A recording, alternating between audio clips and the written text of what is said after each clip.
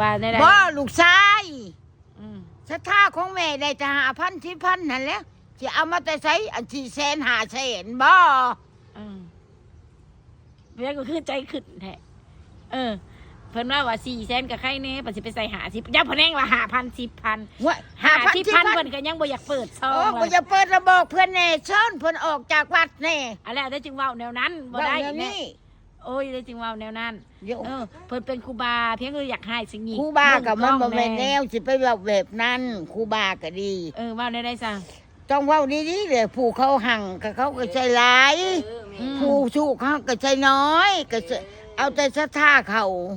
นั่นคือเขาหั่งอยู่เขาอยากใส่5,000 10,000ก็สิผิดไผของศรัทธาเขาเอง เนาะ โย เด้อครูบาเอ้ยผากในเด้อแม่เฒ่างาผากไว้แม่เฒ่างาผากก็บ่ฮู้ดอกว่าเพิ่นอยู่วัดใดแต่ว่าเว้าไปนี่ก็บ่อยากถึกปานใดเนาะบ่อยากคักเนาะแม่เนาะ มันบ่อยากคัก เออ เป็นยาคู่สิเว้าจังๆมันบ่ถึกหลักการ